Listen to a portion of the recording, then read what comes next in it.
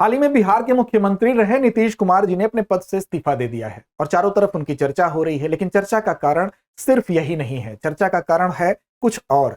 चर्चा का कारण ये इसलिए बना हुआ है क्योंकि बिहार में अभी नीतीश सरकार को बहुत ही प्रचंड बहुमत मिला था और साथ साथ इस बहुमत से पूर्व अगर बात करें तो सर्वाधिक बार बिहार के बतौर मुख्यमंत्री के तौर पर इन्होंने शपथ ली है। और ये शपथ लेने की वजह से ही 10 बार इन्होंने शपथ ली है बतौर मुख्यमंत्री बिहार के, और इसकी वजह से इनका नाम लंदन स्थित वर्ल्ड बुक में भी दर्ज है, एक रिकॉर्ड की तरह दर्ज है। इस वजह से इसकी चर्चा हो रही है।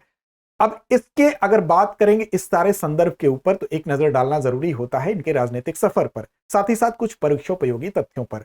1990 के दशक से अगर आप देखेंगे तो बिहार की राजनीति में विभिन्न राजनीतिक गठबंधन हो या विकास नीतियों की वजह से कहें, ये बिहार की राजनीति को प्रभावित करते रहे हैं। इसी तरह से आप देखेंगे अपने इन्हीं नीतियों की वजह से इन्हें कई बार सुशासन बाबू भी कहा जाता है।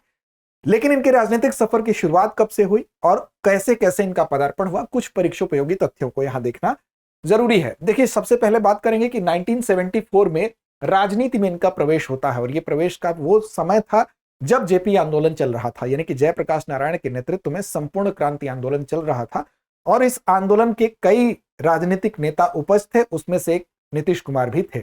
1985 में आप देखेंगे इस राजनीतिक यात्रा से जो शुरुआत हुई थी 1985 में, वो विधानसभा के लिए हरनौत नालंदा से चुने भी जाते हैं विधायक के तौर पर, यानी कि पहली बार विधायक कब बने तो 1985 में बने। इसके बाद आप देखेंगे 1989 में यानी कि 89 में पहली बार लोकसभा सदस्य भी बन जाते हैं और राष्ट्रीय राजनीति में कदम रखते हैं। कहां से तो बाढ़ से, बाढ़ वाले क्षेत्र से ये पहली बार 1989 में लोकसभा के लिए भी चुन लिए जाते हैं। 1990 में जब वीपी सिंह की सरकार थी तो ये राज्य मंत्री के तौर पर भी काम करते हैं और 1994 में आप देखेंगे कि जॉर्ज फर्नांडिस के साथ मिलकर ये समता पार्टी बनाते हैं, उसके सह संस्थापक के तौर पर रहते हैं।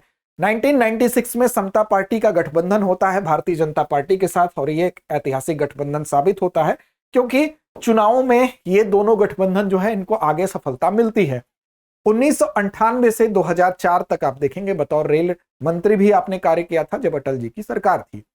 इसके बाद अगर आप देखेंगे तो इन्होंने बतौर सीएम जो सर्वाधिक रिकॉर्ड बनाया है वो ध्यान देने वाली बात है क्योंकि 10 बार शपथ लेने वाले ये पहले मुख्यमंत्री होते हैं भारत के और इसकी वजह से इनका जो नाम है वो कहां दर्ज है तो लंदन स्थित वर्ल्ड बुक में बतौर रिकॉर्ड इनका नाम दर्ज है। अब देखिए, सबसे इस तरह से कुछ अन्य मुख्यमंत्रियों की भी बात करें तो पवन कुमार चामलिंग जो सिक्किम के मुख्यमंत्री हैं वो 24 वर्ष 165 दिन तक मुख्यमंत्री रहते हैं, तो सबसे लंबे समय तक का रिकॉर्ड उनके पास जरूर है।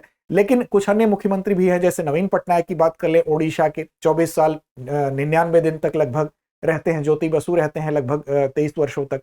लेकिन आपका अगर हम बात करें तो नीतीश कुमार जी सर्वाधिक बार शपथ लेने वाले, यानी सर्वाधिक कार्यकालों के लिए नियुक्त होने वाले, लगातार उसमें नहीं कहा जा सकता है। 10 बार शपथ लेने की वजह से आपका नाम जो है रिकॉर्ड बुक में दर्ज हुआ।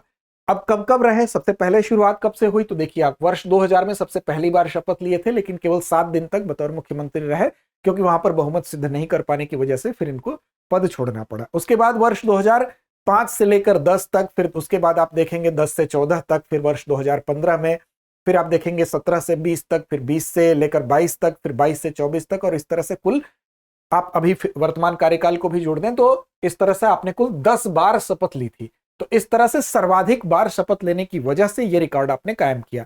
अब सवाल उठता है कि इनको इस वजह से तो जाना ही जाता है, साथ साथ बिहार में इनके जो योगदान है उसकी वजह से भी जाना जाता है, चाहे वो कानून व्यवस्था को लेकर हो, चाहे वो सड़क सरकारी भवनों के निर्माण को लेकर हो, चाहे वो महिलाओं के आरक्षण को लेकर हो सरकारी सेवाओं में, या आप लड़कियों के लिए इनकी जो विशेष योजना थी और शराबबंदी जैसी चर्चित योजना थी।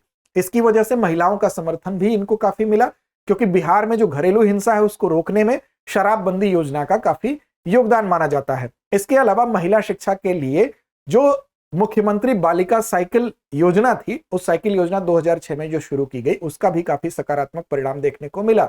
इसके अलावा इनकी अन्य योजनाएं जिसमें जीविका दीदी का नाम लिया जा सकता है, हर घर नल का जल जो योजना है, यानी इसके माध्यम से पानी को पहुंचाने की जो योजना थी, स्वच्छ जल पहुंचाने की योजना थी, उसकी बात कर ले, हर घर बिजली योजना की बात कर ले, या बिहार स्टूडेंट कार्ड योजना की वजह से जो छात्रों के लिए सुविधा पहुंचाने की बात कर ले, ये सारी योजनाएं इनकी चर्चा रही और बहुत सारी योजनाएं हैं जिसकी वजह से इन्होंने विकास कार्य को गति देने का प्रयास किया।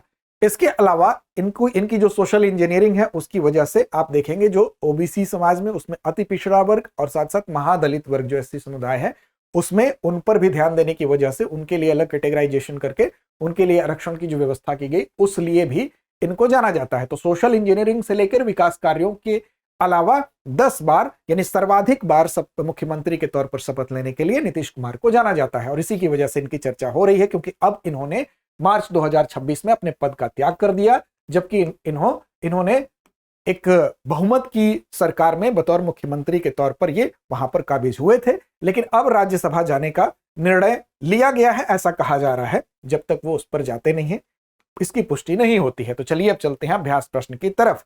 आज का अभ्यास प्रश्न आपके लिए है कि नीतीश कुमार ने बिहार के मुख्यमंत्री के रूप में कुल कितनी बार शपथ लेकर रिकॉर्ड बनाया। विकल्प आपके सामने है 7, 8, 9 या 10। तो इसका जवाब कमेंट बॉक्स में दीजिए। लड़ते रहिए, अपने लक्ष्य की ओर बढ़ते रहिए। अब एग्जाम की तैयारी को और बेहतर करने के लिए हमारे चैनल को लाइक, शेयर और सब्सक्राइब करना ना भूलें।